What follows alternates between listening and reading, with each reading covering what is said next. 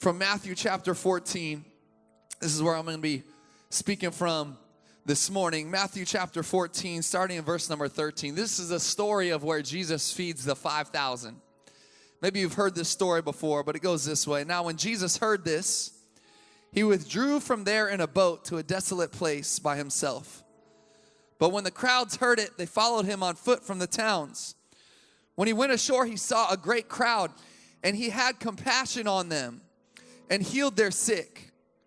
Now, when it was evening, the disciples came to him and said, "This is a desolate place, and the day is now over. Send the crowds away to go into the villages and buy food for themselves."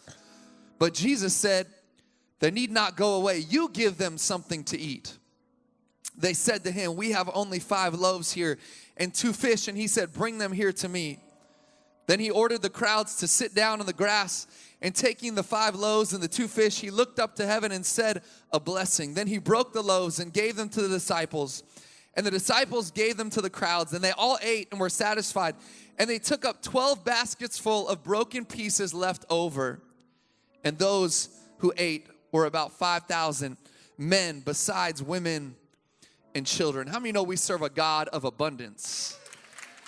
We serve a God of the miraculous. We serve a God that doesn't just give us enough, but he gives us an overflowing amount. So today, we're kicking off a 2-week mini-series. We're calling it the Project Church Film Festival. And you may not know what that is, but you're about to find out. But listen, today, the title of my message is Carry It. So I want you to turn to your neighbor as you're seated right now and say, "Yo, carry it." Tell them, all right? Say, "Carry it. We're about to carry it." And you can be seated.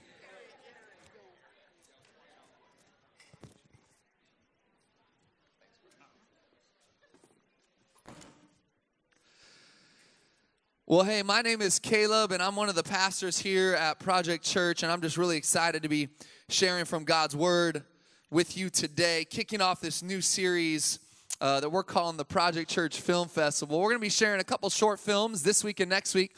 So the whole idea behind this series, as you can see, watch and see how one community unleashes hope to another.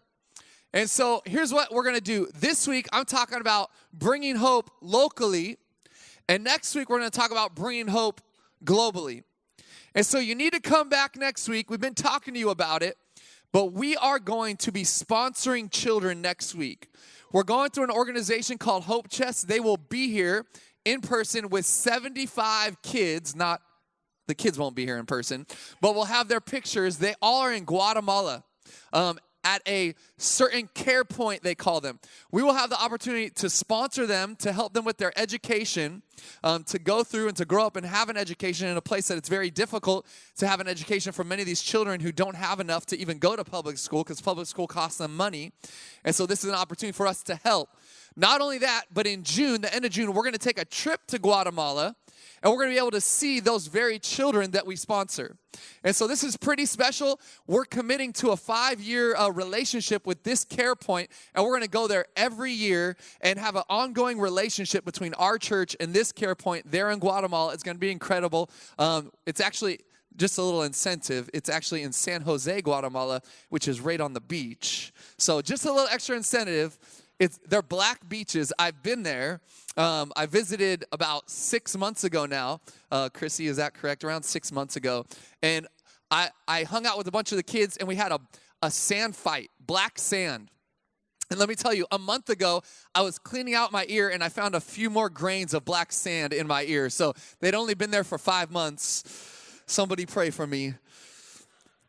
Apparently, I don't clean my ears out enough. I was not planning on saying this. This is not in my notes. But listen, next week you need to be here, and I want you to be praying. Is God calling you to sponsor a child? Is God going to put that on your heart? I want to say I think it's around $37 a month that it takes to sponsor a child. So be praying if that's something God's calling you to do. And I believe we're going to have, they're bringing 75 kids to us, but they'll have extras just in case. And I told them, you better bring some extras, because I believe our church is going to show up and step up. Amen? So listen, the title of my message today is Carry It. And I want to talk to you about being a church that releases hope here in our very city. I believe that God has been stirring in our hearts that we would be a church that isn't just caught up in staying inside the 4 walls, but that we would be a church that goes outside of these four walls and releases hope wherever we go. A couple Sundays ago, we canceled church. We didn't have Sunday morning service because we were out. We had 7 different projects all around the city where we were serving. We had almost 200 volunteers show up. And so I want to say thank you for serving. And it was an incredible Sunday of God unifying our hearts and our spirits to be hope bringers to this world.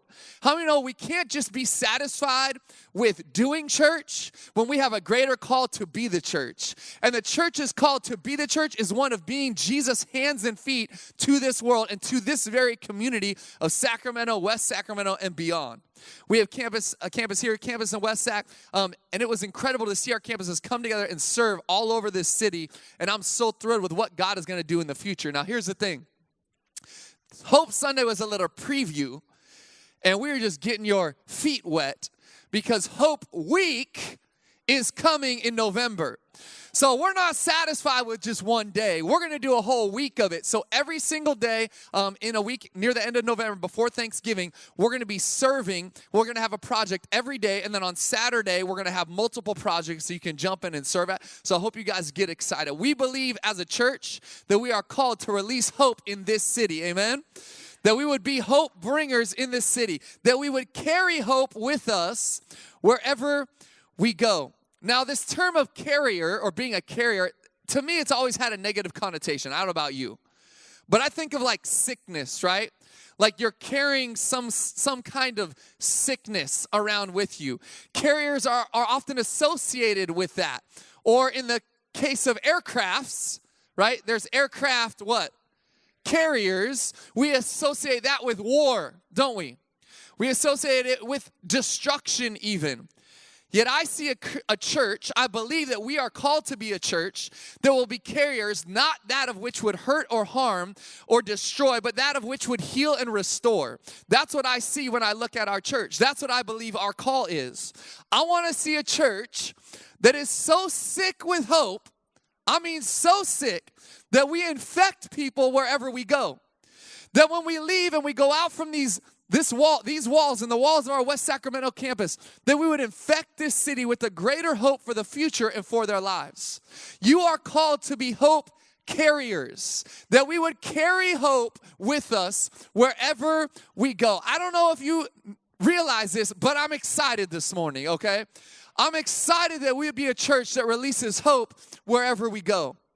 So I want to talk to you about some characteristics of hope carriers. Characteristics of hope carriers today. First is hope carriers cultivate a heart of compassion. So I want to show you guys a video. This is of my son. Some of you maybe saw this on my social media if you follow me on Facebook or Instagram. But my son played his first soccer game on Friday night. His name is Kai. He is 4 years old. And he is a middle child. Where are my middle children at? Come on, raise your hands. Y'all know you got mad problems, right? Middle children, you got the short end of the stick. I'm just playing with you. But you get it. And so he's a middle child, man, and he's a fiery one, all right? He's a fighter. He is our fighter, and yet he loves very strongly. I believe middle children do that. I mean, they're fighters, but they're also lovers. They do both. They fight and they love all at the same time. And so my son is a fighter. In his first game ever, he scored a goal. And they're 4 years old, okay? And so some teams have no clue, and some teams have a little more of a clue. And so his team won this game like 15-2, which isn't good in soccer. And so if your child was on that other team and you're here today, I'm so sorry. I'm about to show this clip. But my son, I don't know where he got this, but he is very competitive. And so he scored a goal, and the entire game he was letting the other team know how many points they were up by. He was keeping track, even though they don't keep score. He was talking trash, and so I just wanted to show you because I just thought it was so funny. So can you guys play that video for me? This is Kai scoring his first goal ever. Isn't this cute? There he comes. There you go. Turn it around, guys. Oh no, look.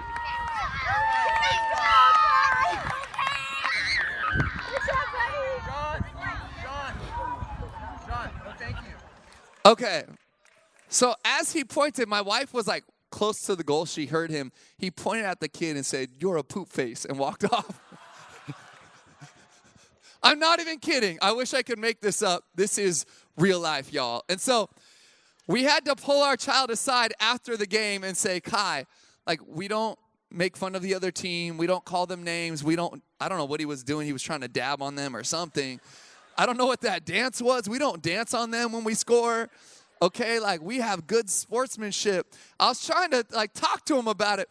But how many of you know that competition can be a good thing, but it can also hinder compassion? And that's one thing I found in my life. I took the Strengths Finder. I don't know if you've ever taken the Strengths Finder test. But I took the Strengths Finder test, and one of my top 5 is competition. Now, here's the thing about competition. There's a balcony to it, which means it can help you. But there's also a basement to it. And if you stay in the basement, you're going to have problems. And I found with me that I often live in the basement of my competition. And what competition does, if we don't allow the positives of it to reflect us, is it can make us have less of a heart of compassion and more a heart about ourselves and what we can get or what we can do. So I want to read real quick. I know I read this story to you, but verse number 13, we see here that verse number 14, Jesus sees a great crowd. They follow him. And it says that he had compassion on them and healed their sick. How many of you know that having compassion means sometimes you're going to have to do things even when it's not convenient for you? It may not be convenient for your life. Jesus was trying to withdraw to get alone, which this is a whole other message. But there's an importance in getting alone with God. You want to be near to God, you got to get alone with God. You want to hear from God, you got to be near to God. And we get near to God by getting alone with God. And so I just want to encourage you. Jesus did this himself. He withdrew. He took time alone. It tells us over and over in Scripture that Jesus withdrew to be alone, to pray, to talk with God. I know a lot of you want to hear from God. And some of you are wondering, why do I never hear from God? Well, are you near to God? Are you spending time with God? And so Jesus does this. And yet as he tries to withdraw, what happens? The crowds follow him, don't they? They follow him because they've heard about him. They've heard that he has the power to heal. They hear that he's a prophet and possibly a Messiah. And so they follow him. And so in this moment, I'm guessing it wasn't the most convenient time for Jesus. He himself was human, so I'm sure he got burnt out. He got tired at times, which you've all experienced. And yet in this moment, when he's trying to withdraw, he's trying to get alone, it says that he had compassion on them. He had compassion on them, and he went to them, and he healed them. Don't let the drive in your life, the competition in your life, the aspirations you have in your life, the things you're trying to do every single day in your life hinder you from having a heart of compassion. Being a compassionate person is rarely going to be convenient. How many of you know that? Compassion is rarely convenient. I found that in my life. But Jesus, over and over, he ministered not out of convenience. He often ministered in the middle of interruption. He was trying to do one thing, and somebody interrupted him, and he had compassion on them and touched them and ministered to them. As God's people, as hope carriers, which I believe God is calling us to be as a church, we are called to be hope carriers. We must be willing to have compassion even when it is not convenient for us. And it will not be convenient for you often. It will not be convenient for you regularly in your life. Compassion must come out of a heart, and that has to be cultivated. I love that at our church we say a lot. We say we don't have to serve, we get to serve. We don't have to give, we get to give. It is a heart thing that we're trying to cultivate. We say that because we want that to get in your spirit. That you don't see this as I have to. I'm doing this just out of responsibility. No, it's out of a heart. We get to. It's an opportunity. It's a blessing to give. It's a blessing to serve. It's a blessing to be compassionate. Jesus cultivated this heart. One thing I've seen too is when we get near to God, we hear from God. When we get near to God, we hear from God, and God begins to deposit in us a different heart.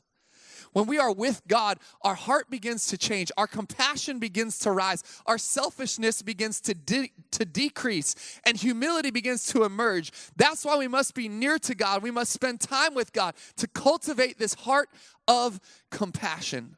Characteristics of hope carriers. First, they cultivate a heart of compassion. Second, hope carriers choose to meet needs. They choose it.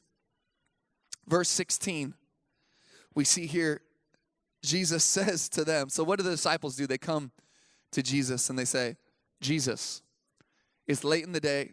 You've been healing. You've been teaching. You've been preaching. You need to send these people away because they're hungry. What does Jesus say to them? I love that Jesus just challenges them. He says, they don't need to go away. You give them something to eat. They don't need to go away. You give them something to eat. You know, I think that as people in this culture that we live in, we're always looking at someone else to do it.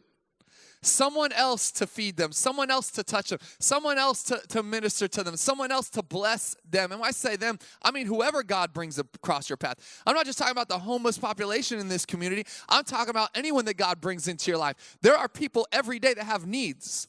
Some of them are family members, and some of them are hard to love, aren't they? They just are.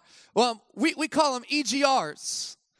Extra grace required. Y'all have some of those people in your life. You got EGRs in your life. They just take a little bit of extra grace. And yet I see and I believe that as Jesus speaks to us and as this word and this passage speaks to us, is that we would be people that choose to meet needs. That we choose to meet the needs that God puts before us. That we would be hope carriers that say, yes, I'm going to meet those needs. So I want to ask you a question. Who is God calling you to feed? And I'm not just talking about food, like physical food. But God may be calling you to meet needs or to feed other parts of people's lives. He may be calling you to feed the spiritual life of someone that you have come in contact with that needs someone to pour into. Maybe they need a father in their life, or they need a brother in their life. They need a mother in their life. They need a sister in their life. And God is calling you to be that person, to deposit something within their lives, to feed something in their lives that is lacking. We live in a culture, in a world of fatherlessness. There are young men and women that are desperate for fathers. They're desperate. And for a long time, I saw myself as too young to be a father. I just want to be honest with you. So when we started this church, I would always hear that people talking about like spiritual mothers and fathers, and I'd say, well, I'm not that. Like, I'm a spiritual brother.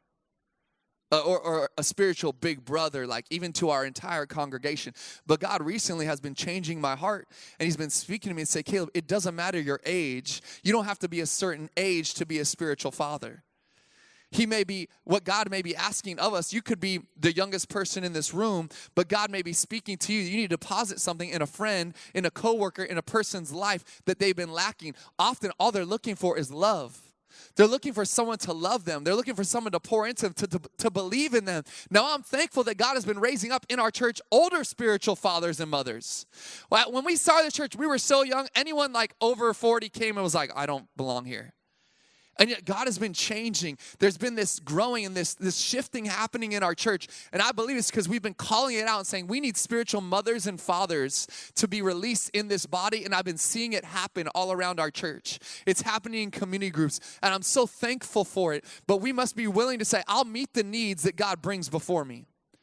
Let me tell you something. We as a church, we run on team members or volunteers, as some churches call them. We call them team members. We run this church. You know it takes over 100 people every Sunday to make Project Church happen. And I know a lot of you come in here and you go, man, this church, they got it dialed. They're locked in.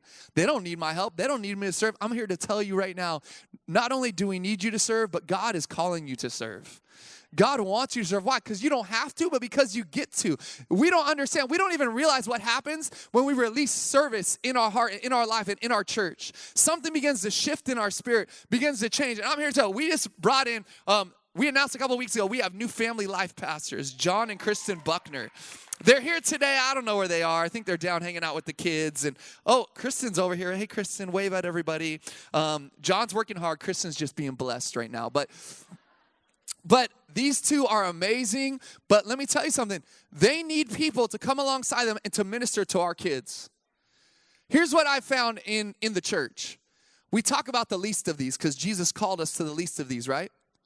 So we talk about the least of these, but often the only people we associate with the least of these is those people that don't have homes or those people that are hungry on the street. But I want to tell you right now, who did Jesus also identify as the least of these?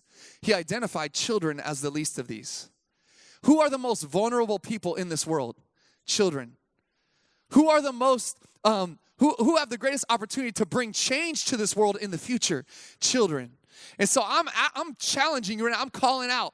All you got to do is show up at our table in the lobby. We have an info table. If God is calling you to serve, maybe with our children, or maybe in some other area of our church, we can use you. God can use you. God has a call on you, and I want to call it out right now that you would be a person that says, you know what? If there's a need, who do I need to feed in Project Church right now? You can start here. You can start locally. This is an opportunity that we have. We don't have to serve. We get to serve. Too many people run from needs instead of meeting needs. And I'll be honest, I've been guilty of this at times in my life. I've seen this a lot too. A lot of churches, and we've been here, so I'm not just calling other churches out. I'm calling us out too. A lot of churches are caught up in meeting their own needs, while all around them, the world's needs go ignored.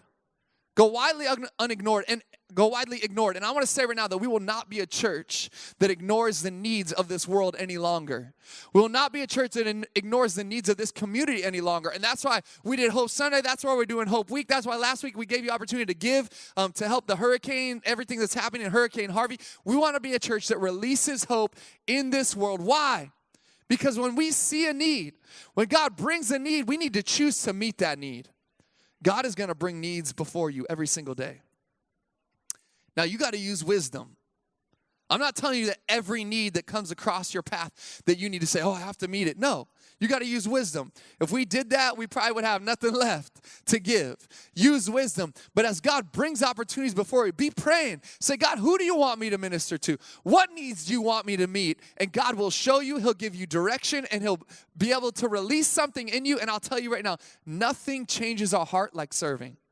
Nothing changes our heart like blessing. Nothing changes our heart like meeting the needs in our world, in our lives, in our family, in our friends, and in this community. Third, hope carriers believe God can do much with our little. He can do much with our little. So verse 17, I read it to you. Jesus tells them, you give them something to eat. And they say, Jesus, we only have 5 loaves and 2 fish. That's all we got. You know, there's other versions in the Gospels where it talks about this little boy that brought these 5 loaves and 2 fish. But the disciples responded like I believe many of us respond. We look around and we see people and we think they have so much talent. They have so much to give. They have so much money. God can't do anything with what I have. I have so little. How could God do anything with this? I mean, I'm not that talented. I'm not that gifted. I'm not that charismatic. I'm not that outgoing. I don't have that much money. I don't have that much skill. What could God do? I'm here to challenge you today that you would stop telling yourself and God that you have nothing to give. Stop telling God that you have too little.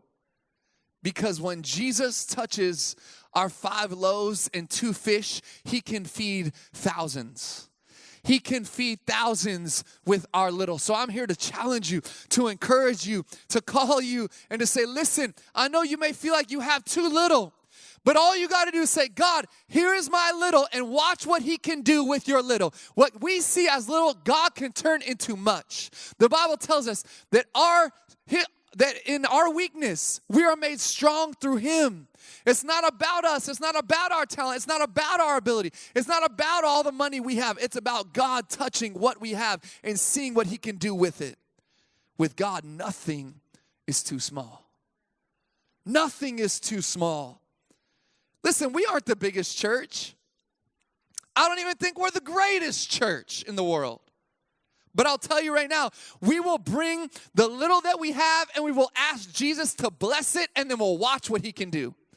It's not about what we can do. It's about what he can do. It's about us bringing the little that we have, saying, God, we're a church that's 4 years old. God, this is what we have. This is all we can do. This is all the money we have. This is all the people we have. And watch what God can do. God can do great things with little. Because with him, nothing is too small.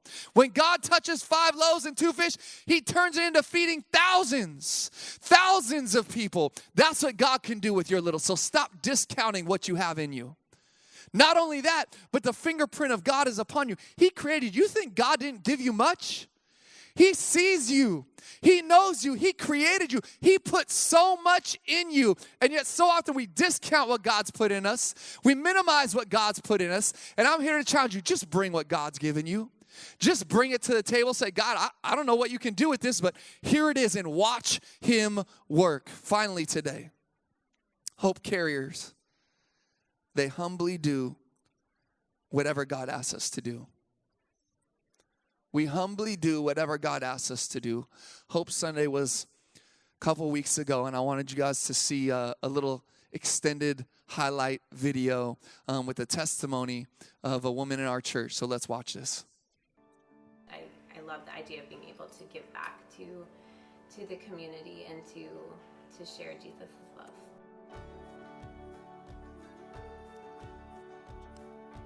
Hi, I'm Candace Newman.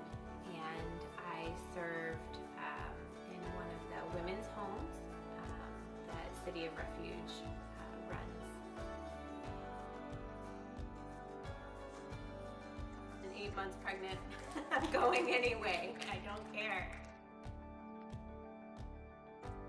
I wasn't going to let one more opportunity pass me by. We did a deep clean of all of the common areas in the house. We mopped and dusted, and I reorganized the bookcase. It rubs off on you. You know, it's like a little bit of Jesus rubs off on you whenever you're around.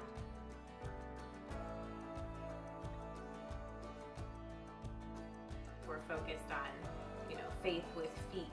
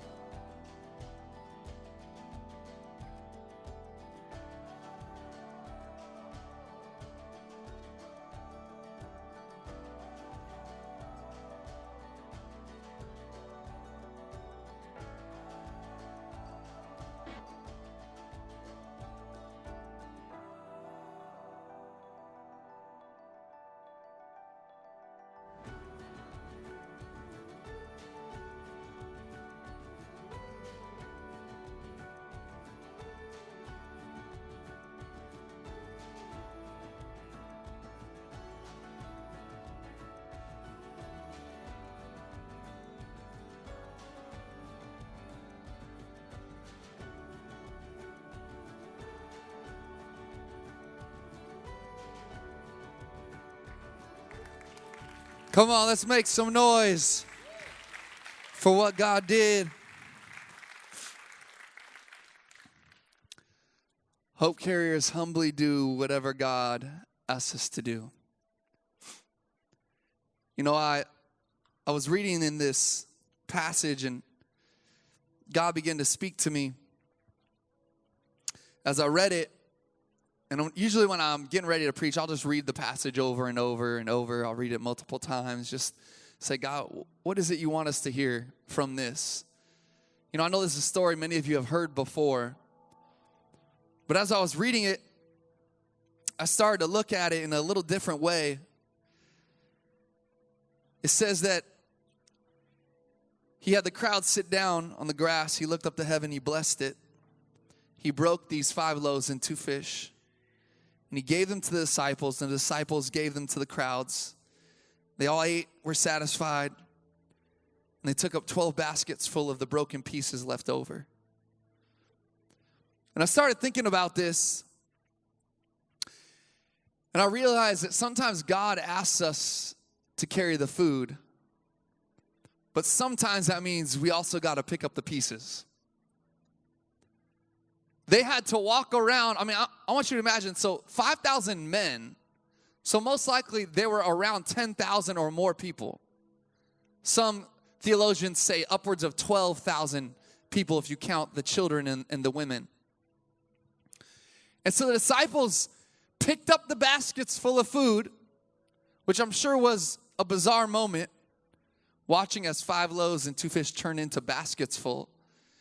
And they begin to distribute the food. They are basket carriers of food. And then they go around, they distribute the food, they pass it out, but then they got to pick up the pieces. Imagine 12,000 people's leftovers, fish bones, scraps. They walk around and they begin to pick up. They have leftovers, but on top of the leftovers is trash, is a mess. And I was thinking about this. You see, when you love broken people, when you are committed to being a hope bringer in this world, you may be asked to pick up a lot of broken pieces. You may be asked to be a part of the mess. You may be a part of the trash cleanup. If we're going to be a bridge for the broken, then we have to be willing to be walked on sometimes. The reality is, though, we want to serve and we want to be compassionate and we want to bring hope when it's convenient, when it's comfortable, when it's easy. But the reality is, being hope bringers, being hope carriers is rarely easy or convenient. And sometimes you're left with the mess. And sometimes you get walked on. And sometimes it's painful. And sometimes you got to go out of your way. But that is who God is calling us to be. That we would give up our rights. We would give up what we want for the call that God wants and that God has for our lives. You see, people are messy. How many know people are messy? I mean, I'm messy. I know y'all are messy. People are messy. Sometimes cleaning up the mess is hard, but humility and hope bringers are willing to get their hands dirty. They're not afraid to get down in the mess. They're not afraid about what could this person do to take advantage of me. They say, no, I'm going to bring hope no matter what it costs me. I'm going to sacrifice. I'm going to give. I'm going to be selfless. You know, we got Bill Baptista leads our security team. I don't know where Bill is. He's somewhere around it. You don't got to get him, but man, I love Bill. He's been leading our security team, I want to say, for 3 years. His wife, Debbie, serves on our hospitality team. But you know that I roll up here Sundays, usually, 8 to 8:30. And you know what Bill is doing? We never asked him to do this. He's walking the streets in front of the Crest on K Street and down 10th Street, and he's picking up trash. And every time I see that, man, I'm inspired. Because nobody ever asked him to do this. Nobody ever told him to do this. But he says, we are here to bring hope.